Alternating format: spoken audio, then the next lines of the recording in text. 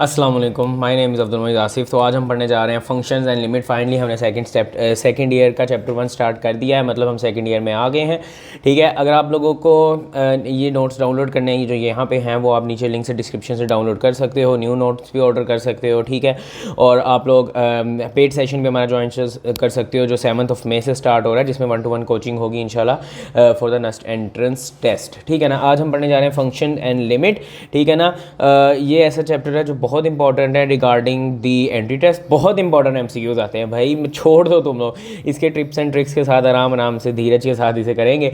First set corresponds to only one element in the second set, ठीक है ना।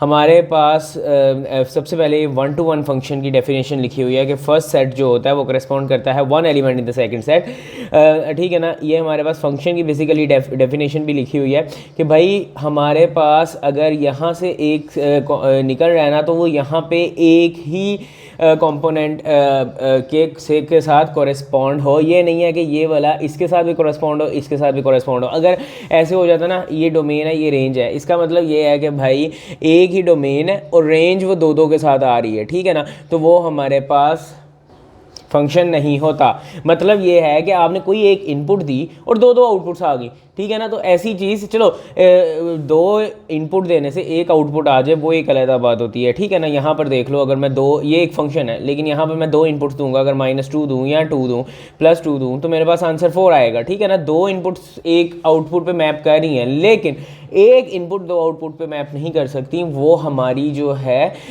उससे बालातर हो जाती है, डेफिनेशन हमारी फंक्शन से बालातर हो जाती है, ठीक है ना। तो ये मेरे टीचर बहुत अच्छा समझाते होते थे। यहाँ पर मतलब वो बाप बेटा करके समझाते होते थे कि मतलब अब आप लोग, ठीक है ना, बस इस तरह ही है। एक डोमेन के दो रेंज नहीं हो सकती, ठीक है ना। ये बात याद रखनी है, मैं यहाँ पे ये समझाना चाह रहा हूँ। एक वर्टिकल टेस्ट होता है, वर्टिकल लाइन टेस्ट होता है फॉर फंक्शन। देखो, अगर ये ग्राफ फंक्शन का बन रहा है ना, इसमें से एक मैं वर्टिकल लाइन पास करता हूँ, इधर से पास करता हूँ, ठीक है ना। जब ये वर्टिकल लाइन पास करोगे और वो दो जगह से फंक्शन को टच नहीं करेगी, दो जगह से फंक्शन के ग्राफ को टच नहीं करेगी, तो वो फंक्शन होगा। लेकिन ये है यहाँ पे मैंने एक वर्टिकल लाइन पास की, इसने दो जगह से टच की, एक यहाँ से एक यहाँ से, तो ये फंक्शन नहीं होगा, ठीक है। इसे कहते हैं वर्टिकल लाइन टेस्ट कहते हैं, ठीक है ना। अलजेब्राइक फंक्शंस क्या होते हैं, ठीक है। देखो, अब हम थोड़ी सी डेफिनेशंस पढ़ने जा रहे हैं, सिंपल डेफिनेशंस हैं, तेजी तेजी से आप लोगों को पढ़ाऊंगा। इसके बाद हम टिप्स एंड ट्रिक्स पे जाएंगे एमसीक्यू सॉल्व करके। अलजेब्राइक फंक्शंस हमारे पास क्या होते हैं, डिफाइंड बाय अलजेब्राइक एक्सप्रेशंस, ठीक है ना। जिसके अंदर अलजेब्राइक एक्सप्रेशंस आ जाते हैं उन्हें अलजेब्राइक फंक्शंस कहते हैं। पहले हम पॉलिनोमियल फंक्शन पढ़ते हैं। पॉलिनोमियल होता क्या है, an xn an-1 xn -1 a1 a0, ठीक है ना। an क्या चीज़ है, an सिंपल एक नंबर है, ठीक है ना। सिंपल एक नंबर उसने दे दिया, मतलब ये 5 भी हो सकता है, 6 भी हो सकता है, सिंपल। और वो लगा हुआ है x के साथ, x की पावर कोई भी हो सकती है, ठीक है ना। 3 हो सकती है, लेकिन आगे आगे डिक्रीज होनी चाहिए, प्लस जो भी नंबर है उसके आगे 5 आ गई, ठीक है ना। 3 थी तो 2 आ गई, फिर 1 आ गई, फिर 0 आ गई। यहाँ पे x 0 है बेसिकली, ठीक है ना। तो कोई भी नंबर है उसके साथ लगा हुआ है। अगर हमारे पास जो ये इन्हें हम कहते हैं बेसिकली, इसकी जो कोफिशिएंट्स होते हैं, ठीक है, जो कोफिशिएंट्स हैं वो रियल नंबर होने चाहिए, ठीक है ना। रियल नंबर होंगे, बिल्कुल होंगे, मतलब इमेजिनरी नहीं आना चाहिए, योटा शोटा नहीं आना चाहिए, ठीक है ना। Exponents are all non negative. Exponents जो हैं वो हमारे सारे नॉन नेगेटिव होने चाहिए, मतलब ये इसके आगे ये, ठीक है ना, सारे नॉन नेगेटिव हैं, देखो, ठीक है ना।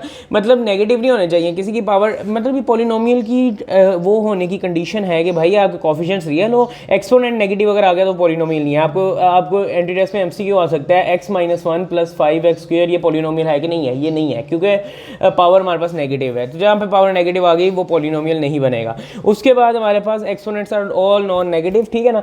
तो ये हमारे पास जैसे एक पॉलिनोमियल है, ये एक पॉलिनोमियल है क्योंकि पावर भी पॉजिटिव है और इसके कोफिशिएंट्स जो हैं ये भी सारे रियल नंबर हैं, ठीक है ना। इसकी डिग्री जो है हाईएस्ट डिग्री कहते हैं पॉलिनोमियल की हाईएस्ट पावर को, ठीक है ना। ये देखो 4 3 2 1, तो डिग्री क्या हुई इसकी 4, क्योंकि हाईएस्ट पावर 4 है, ठीक है। और लीडिंग कोफिशिएंट कहते हैं उस डिग्री के वेरिएबल के साथ लगा जो कोफिशिएंट होता है हाईएस्ट जो डिग्री होती है ना उसके वेरिएबल के साथ जो कोफिशिएंट होता है, देखो अब डिग्री 4 है तो मतलब x 4 के साथ जो लगा हुआ कोफिशिएंट है ना वो हमारे पास लीडिंग कोफिशिएंट होगा, मतलब वो सबसे बड़ा कोफिशिएंट होगा।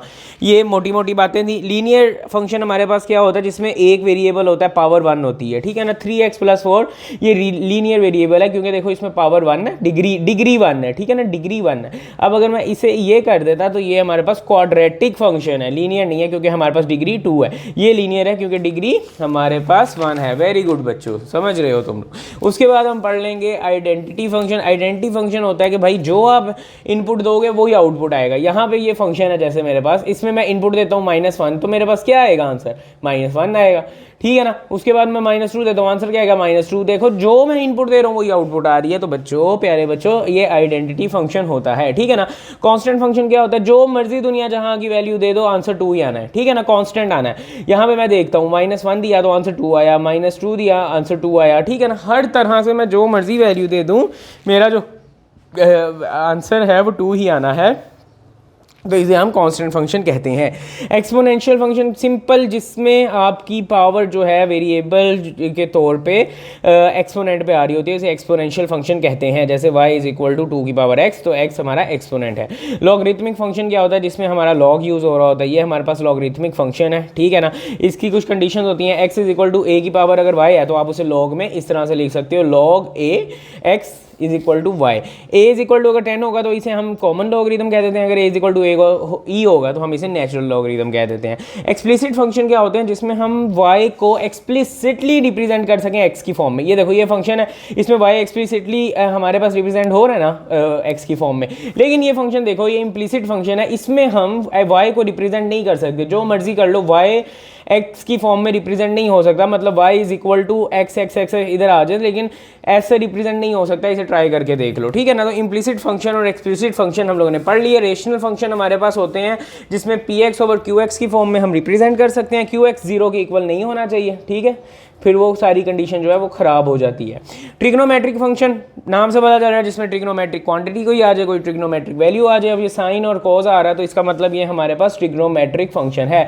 इनवर्स ट्रिग्नोमेट्रिक फंक्शन होता है हमारे पास ऑब्वियसली जिसमें ट्रिग्नोमेट्रिक फंक्शन का इन्वर्स आ रहा हो, नाम से पता चल रहा है। हाइपरबोलिक फंक्शन हमारे पास होते हैं जिनकी वैल्यूज़ ये हों, जिनमें sine hyperbolic, cos hyperbolic, tan hyperbolics, और इनकी वैल्यूज़ हमारे पास ये होती हैं, ठीक है ना। इसके हम फंक्शन भी करेंगे, इसके हम वो भी पढ़ेंगे, क्या कहते हैं, MCQs भी पढ़ेंगे बड़े मज़े के।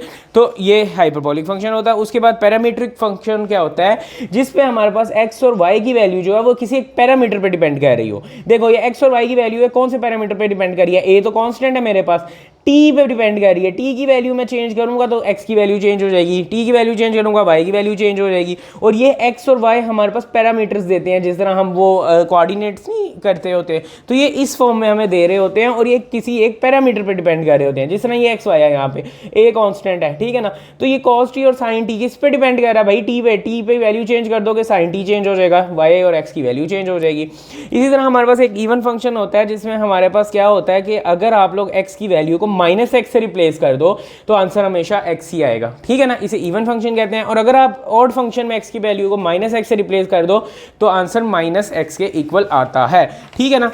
तो ये हमारे पास बेसिक डेफिनेशन होगी। आई होप सो हमने क्विक रिवीजन किया। नेक्स्ट वीडियो में हम बड़े मजे के MCQs करने जा रहे हैं, तो स्टे ट्यून्ड। इंशाल्लाह ताला नेक्स्ट वीडियो में मिलते हैं। अपने दोस्तों के साथ शेयर करो, नॉलेज शेयर करने से बढ़ता है। अल्लाह हाफिज़।